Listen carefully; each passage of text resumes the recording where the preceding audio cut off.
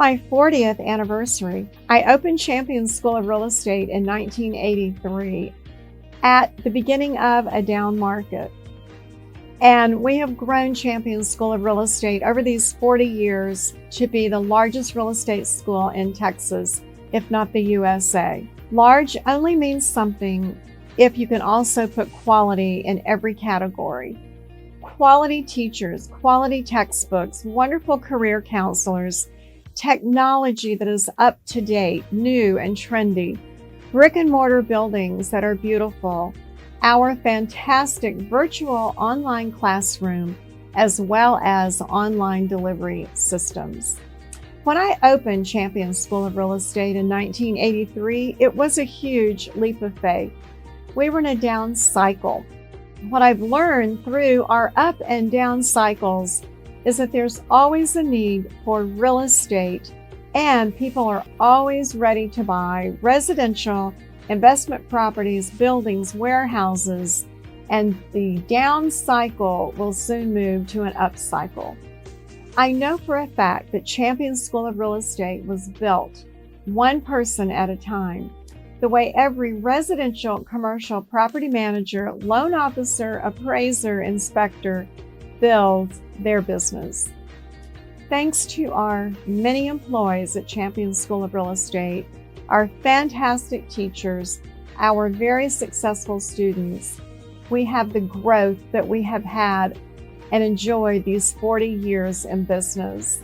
Happy birthday to Champion School of Real Estate.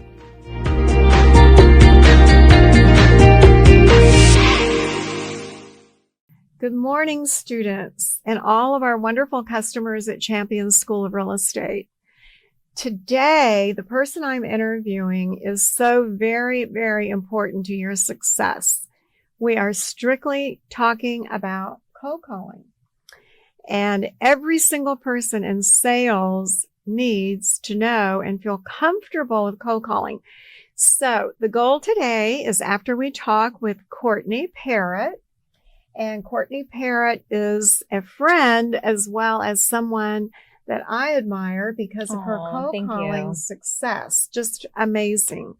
She's not in the real estate business. She's in a different business that requires her to cold call all day long. And she does it, and she does it well, and she does it with that great smile on her face. So what we're going to do is talk to this 24-year veteran of cold calling. I want you to take your notes. I want you to know that at the end of this broadcast right now, it will be on YouTube this afternoon, the Champion School of Real Estate YouTube. And I also want you to know that tomorrow it will be on our Real Estate Superstars Today podcast, because everyone needs to feel comfortable, excited, and good about cold calling. So I'm going to lead right off with Courtney, because she texted me a few minutes ago and said, I got caught up in my cold calling, so I may be running a little late. And Courtney, I've never had a message like that ever. So what was that all about? True story. Couldn't make that up if I tried. So typically on Mondays, they're work from home days. And on Friday afternoons, I try to be really productive and make my list and lay out my plans for the next week. And I had laid out who I was going to call on this Monday morning and Monday afternoon. And I was getting in a groove, and I was doing my follow-ups, and I was doing my fresh touches. And before I turned around, it was time for me to be here. I love it that you're so in your groove with cold calling. So tell our students, we have brand new people, like 800 or so watching. We have brand new people, and then we have experienced people. They all have the same reluctance. Now, there will be a sprinkling of some that say, I love cold calling. I do it all the time.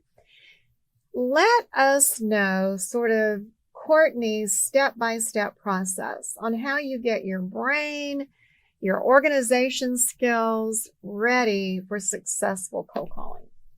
Well, there's a couple things I do. One of which is set aside a designated time so that you can only focus on that. Okay. Remove all distractions. You know, if you're hungry, it's probably not going to go well. If you're tired, it's probably not going to go well. So, you know, make sure that you've got plenty of time to get your mind right and in the right frame of mind, and make sure that, you know, you're not just aimless, that you've got a plan. Who are you going to call? When are you going to call them? What are you going to say? I think. And wait just a minute. Students, those are nuggets right there.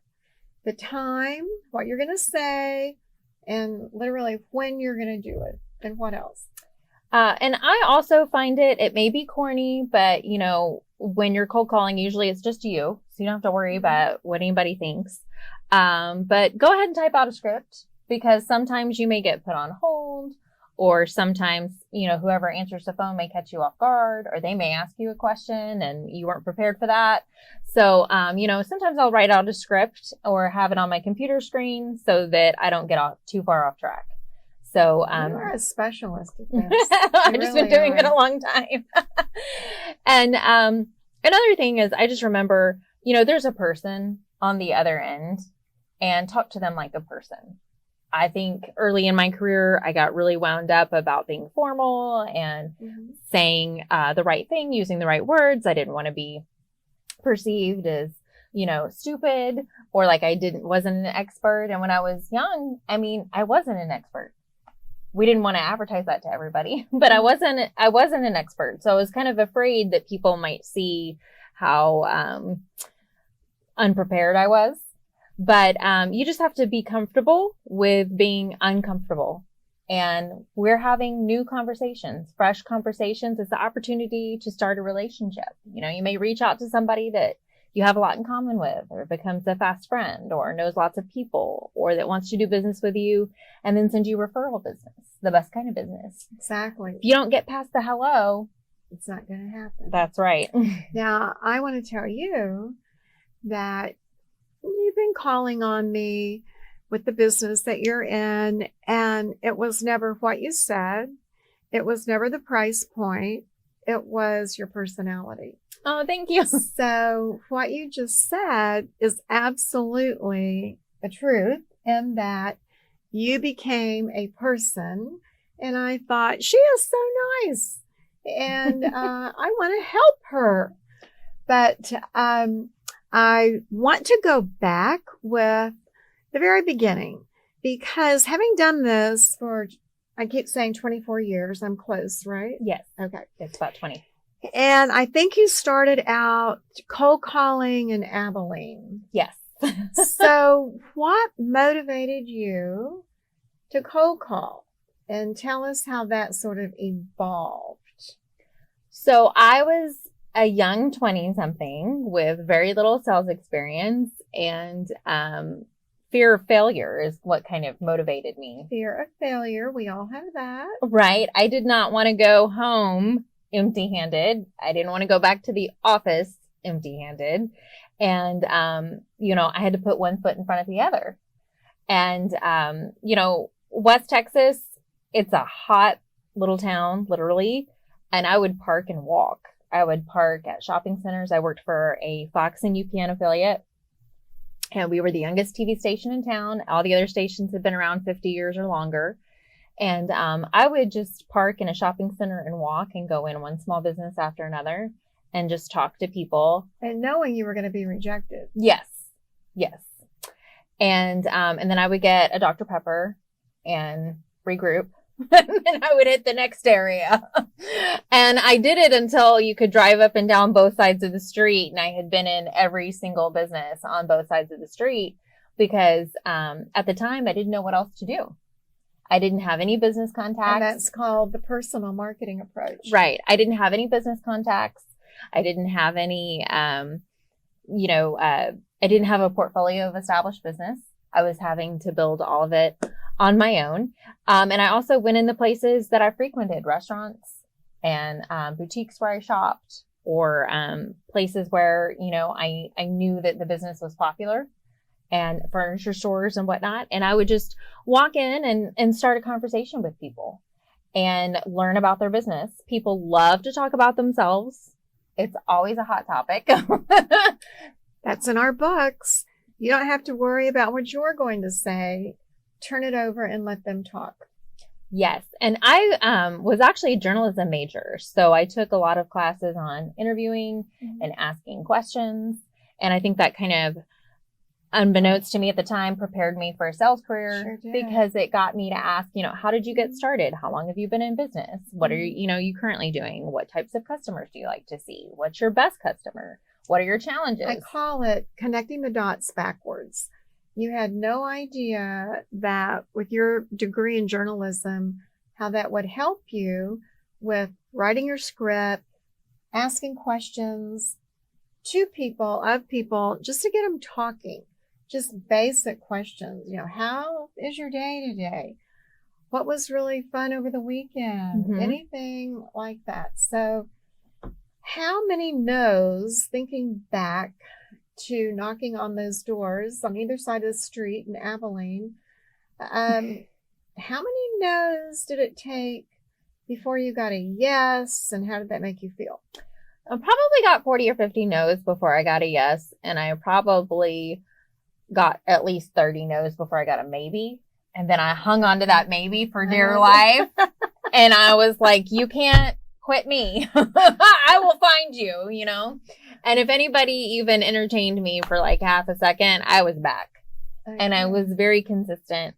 Later on in my sales career, only by like 2 or 3 years, I lived in a different market, and one of my accounts called me a bulldog.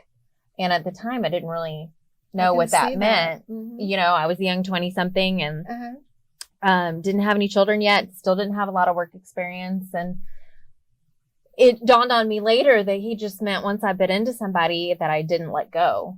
Once I could smell that there was opportunity there, you just hang on to them and don't let go and foster that relationship, because it may not be something today, but that doesn't mean that it couldn't be something later on. And another thing is too, is when I have something of value, people are a lot more apt to talk to you. Right? So it's like, what value can I drive? What do people want? Sometimes people want to be connected to other people. Sometimes people want information. Sometimes people are unaware of helpful information that you have that can help them expand their business or get something that they want out of life. Right? So all of those conversations, I'm sure, led to something else. And that something else, I'm going to guess, is you went from door knocking to networking. Yes, absolutely. So when you're networking, which is also cold calling, because you're walking into a room with the same object of, at the end of this networking opportunity, I want to walk away with something, a referral or something. So when you moved into networking, what were your step-by-step approaches to networking? So I got involved with a BNI group several years ago. I'm not doing BNI anymore, but and that stands for Business Networking International. Okay. You can actually Google me. I know our new people are wondering, what is that? Yes. If you can find a BNI group with an open real estate seat, you better grab it. Whatever it costs, you better get your credit card out, because it's going to be worth it. Another good gem. Okay. Yes. You can actually Google me and Bel Air BNI, and I will come up in a Google search. But building a referral network or a referral triangle where you can get people to send you leads and you're sending them leads. But again, people have to view you as being resourceful. You have something that you can offer to them. And legitimate and honest and all of that. Oh, yes. All of those things. But I would go to different networking groups and I would provide value for each of those, people at the time. So what would a brand new person, what would you tell them? You provided them something of value when you were at the networking. Like, what would something of value be? So at the time when I was in BNI, I was working in construction. I had a construction publication that I was repping. Okay. And so I had general contractors that needed suppliers, subcontractors, different people to work on different projects. And you can't just work on any type of project. Most general contractors want somebody with a track record of working on a similar type of building, So the guy that paves your driveway is not going to be the same person that does tilt wall construction for a distribution center, right? Mm-hmm. So I would go to BNI and I would invite people to come with me and I would help connect them. So I invited somebody with HVAC, somebody with roofing, somebody with plumbing, somebody with electrical, somebody that was a landscaper. Got all these people plugged in, and then they started referring each other business, right? And then the real estate agents like, oh, I need somebody to redo the driveway so that we can sell this house, or I need help with landscaping. Right.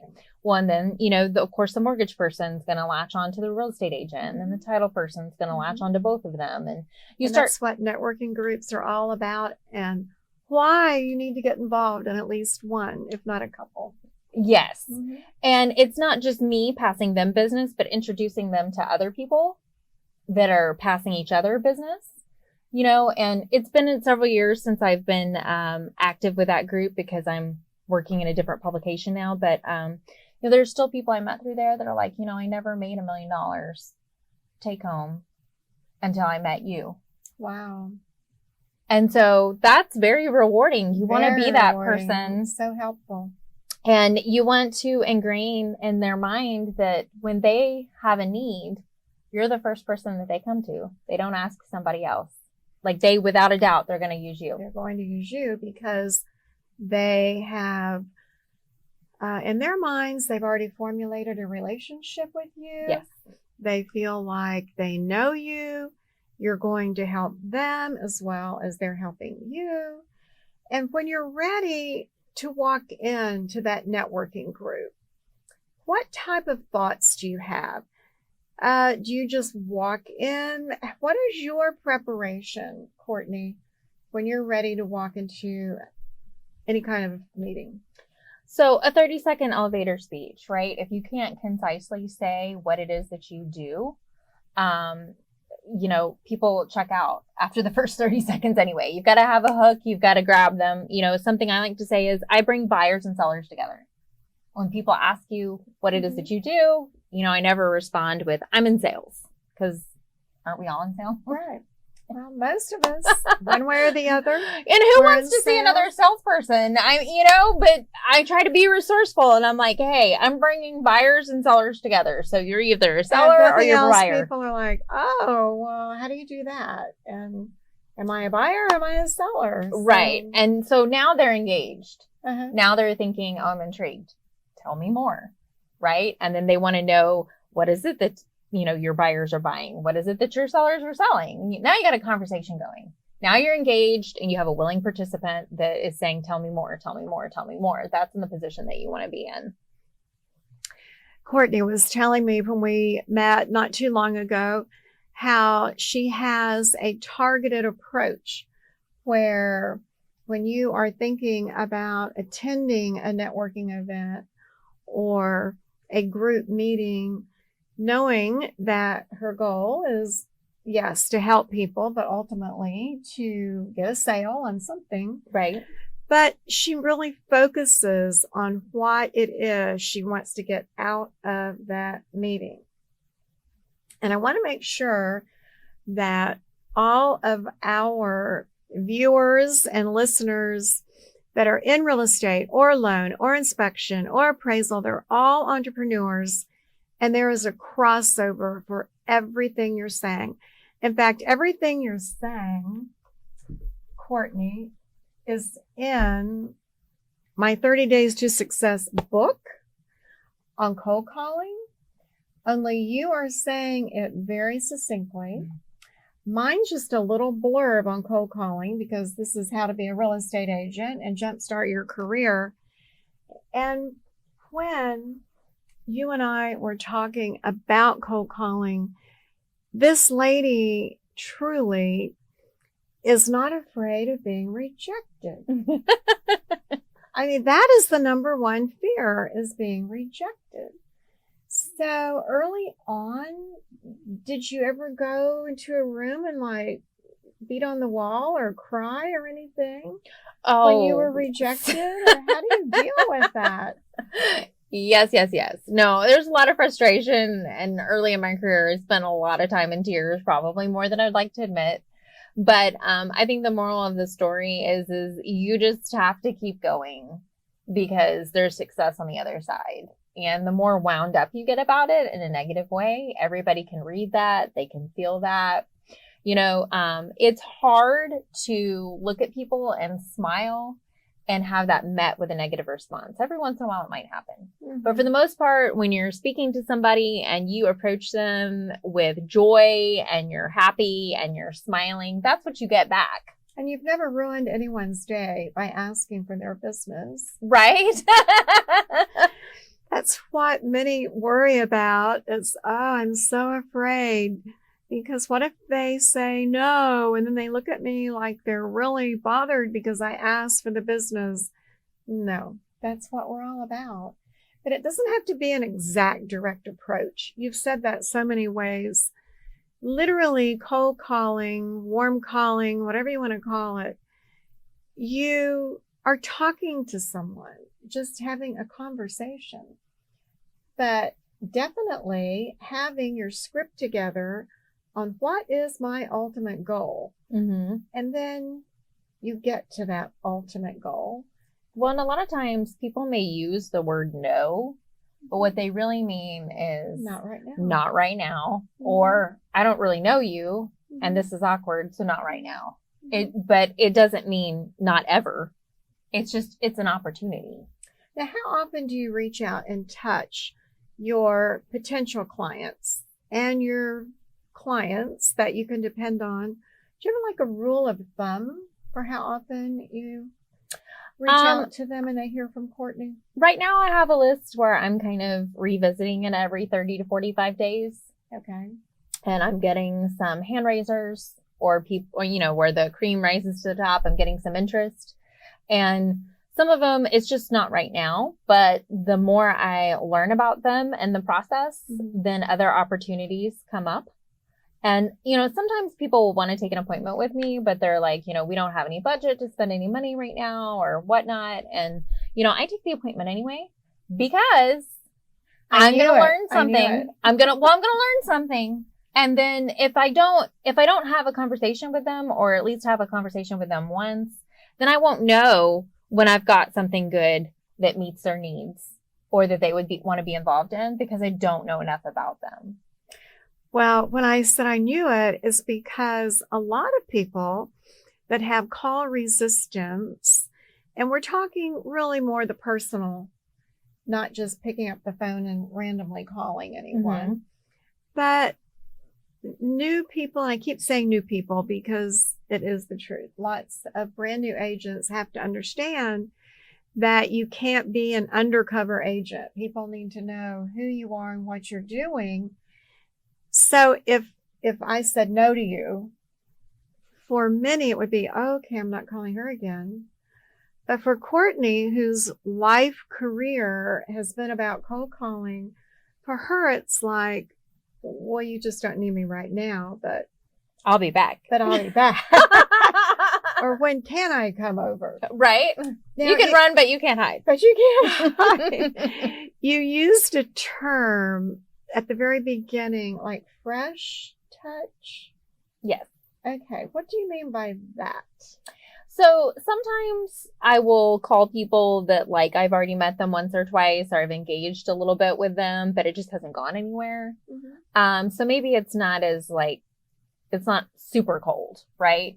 And then that can be a warm up for me. Or if I'm in a rut and I'm not having any progress, I can maybe transition to some of those people where I've at least talked to them before, so it's not as awkward. And then go back to people that are like glacier cold, where I've never talked to them, and you may have the wrong contact information, you don't know. I try to, and my line of work is business to business, and I try to, one of the first questions I ask is just, here's my name and where I work and what I do. Are you the right person? Can you just confirm to me if you're the right person? Almost 100% of the time. Talking to the decision makers. Right. Right. And almost 100% of the time people will say yes, no, maybe so. Now, some people color coordinate this is a prospect. They're not ready to make a decision. This one is a maybe. Yes. And this one's hot. So that just at a glance, if you're running out of time today, you know who you need to hit.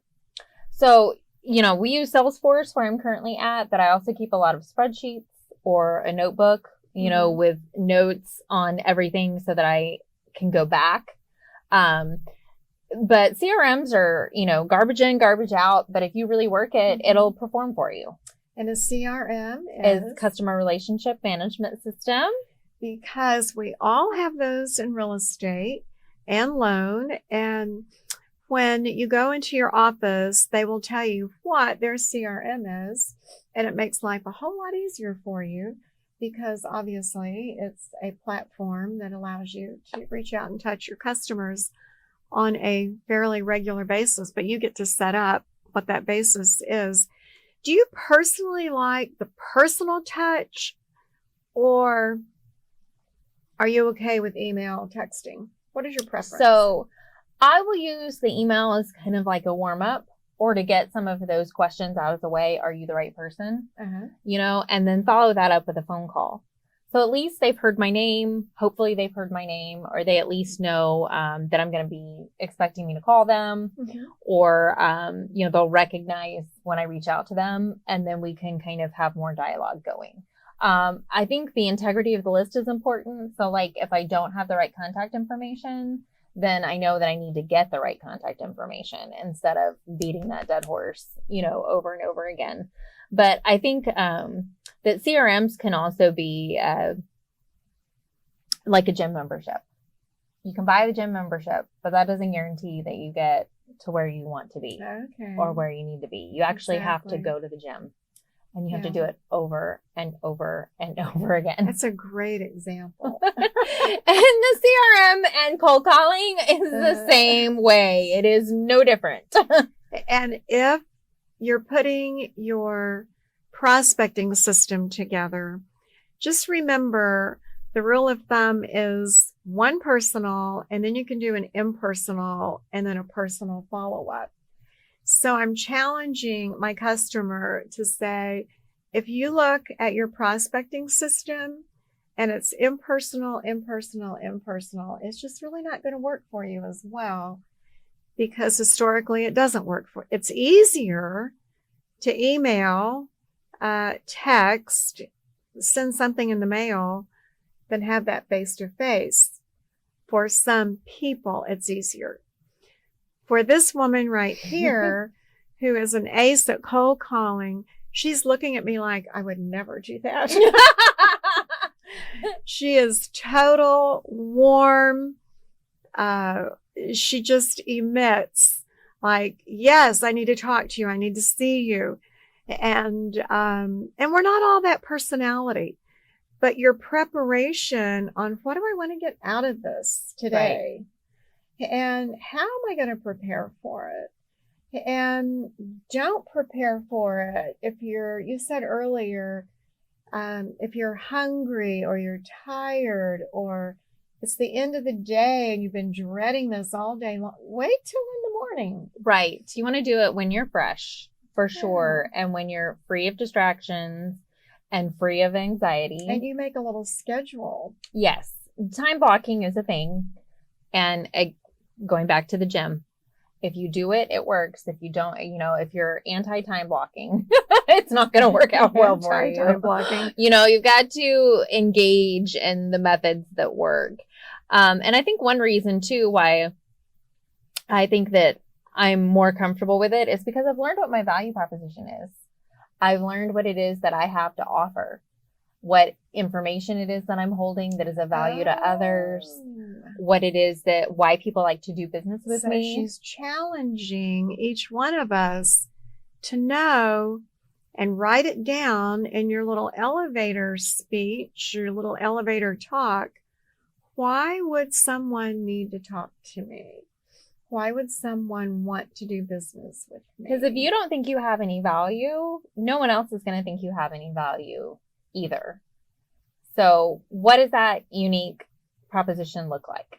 I have something that you want. It has to be information. You have to feel that way to keep you talking to me. Now, did you learn all of this on the job training, or Baptism by fire? Courses? Yeah.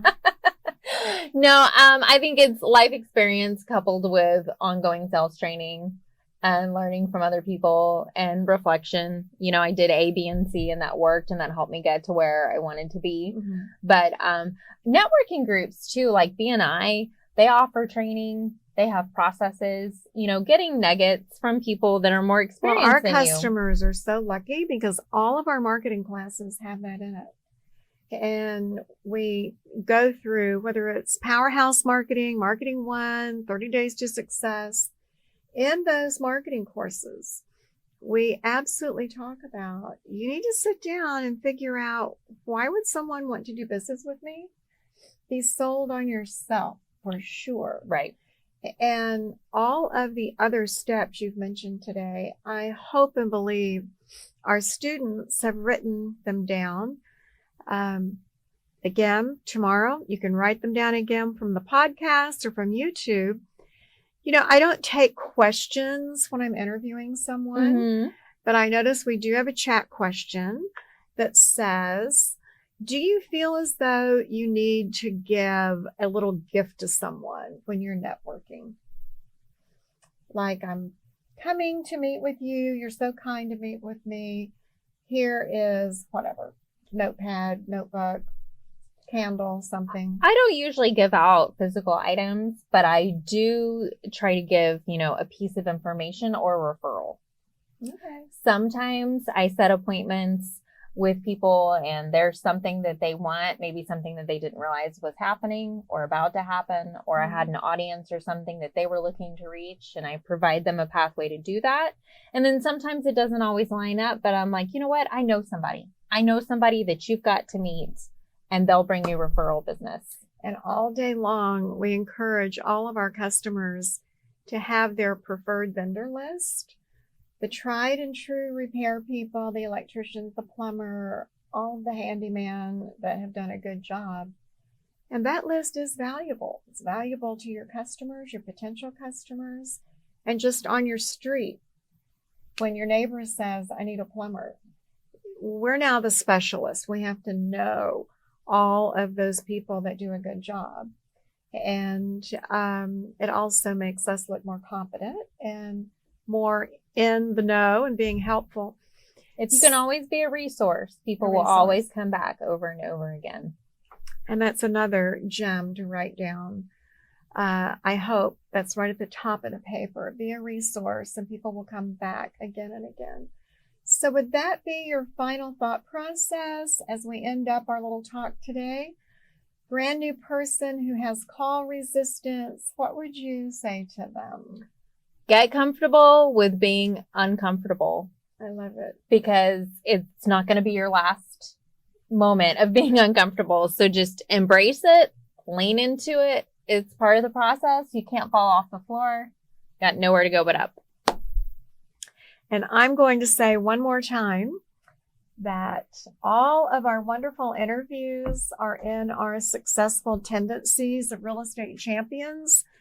Many chapters of people like yourself, Courtney, that have given us their words of wisdom. It is a great resource, as well as 30 Days to Success in Real Estate. There are so many fine people that have started out in the business and they let fear sort of take over them. And at one point in their career, they realize they're past the fear. And curiously, when you started out in your 20s in Abilene, just going shop to shop, getting the business, do you know how long it took you before you didn't have any fear about cold calling? Or were you always a fearless person? No, it was years. It was years before I didn't have any fear at all. But, our skills. You persevered. Yes, our skills are honed over time. You learn new things. And you didn't give up. Right. No, you never give up. Failure's not an option. You can't give up. You just got to put one foot in front of the other, keep going, and pick up nuggets of information all the time from people. There's not a silver bullet. but it's taking the information, applying it to your life, your work life, your personal life, etc., whatever it may be, and wash, rinse, repeat. And there is a method to the madness, and it will get easier, and you will gain momentum. And the more momentum you gain, the more successful you'll be. And I can verify this lady is very successful, and her entire career is based on cold calling. She does it well. Thank you so much, Courtney Parrott. Thank you, customers. Thank you, friends. Thank you, students. Without your business, we do not have one. And this is my 40th year in business, my 40th year anniversary. And I'm just so, so pleased to always be able to say, thank you for your business. Watch our videos, watch and listen to our podcasts. They're all free, and we do it to make sure you're successful. So again, thank you, Courtney. It's always fun thank you to for having see me. you. Always fun to see you. Thank you so much for inviting me.